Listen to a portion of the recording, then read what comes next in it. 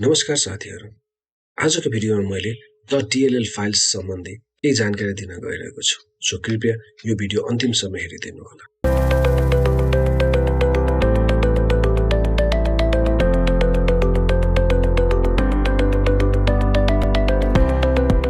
सायद मलाई लाग्छ हामी सबैले एक न एक पल्ट कुनै कम्प्युटर या ल्यापटप खोल्दा होस् या कुनै प्रोग्रामलाई थरीथरीका related .dll files missing, corrupted या आउटडेटेड को पपअप मेसेज आउने गरेको हुन्छ। एज अ रिजल्ट त्यो सफ्टवेयरलाई हाम्रो सिस्टममा राम्रोसँग रन गर्न सक्दैनौं।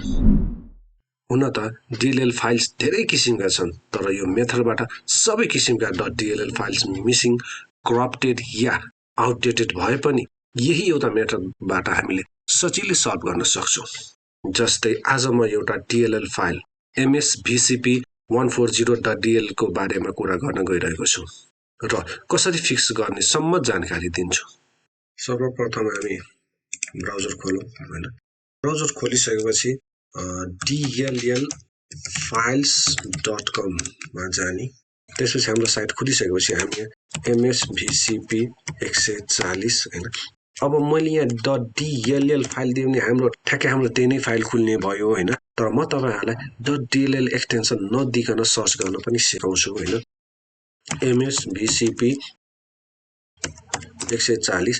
अब हामी फाइल नेम मात्र दिइसकेपछि त्यो फाइल रिलेटेड सबै फाइलहरु यहाँ लिस्ट आउट हुन्छ। अब हामीलाई चाहिने फाइल यो हो हैन। त्यसैले हामी यसमा जाउँ। यसलाई म कपी गर्छु।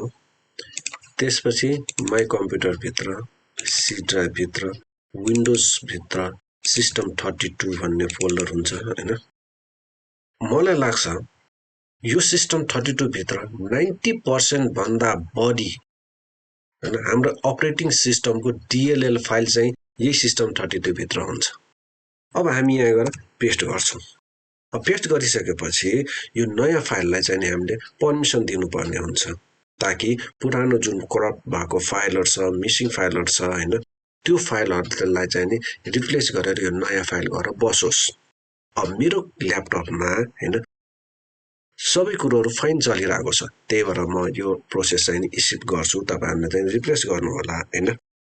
अब म सबै साथीहरुलाई के भन्छु भने कुनै पनि सफ्टवेयर इन्स्टल या अनइन्स्टल गरिसकेपछि एकपल्ट हाम्रो ल्यापटप या कम्प्युटर रिस्टार्ट गर्ने बानी बचाल्नु पर्छ, ताकि त्यो रिलेटेड सफ्टवेयर या फाइल चाहिँ राम्रोसँग एक्जिक्युट होस्।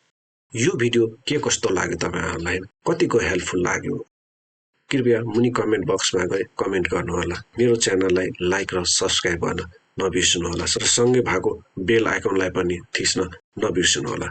धन्यवाद।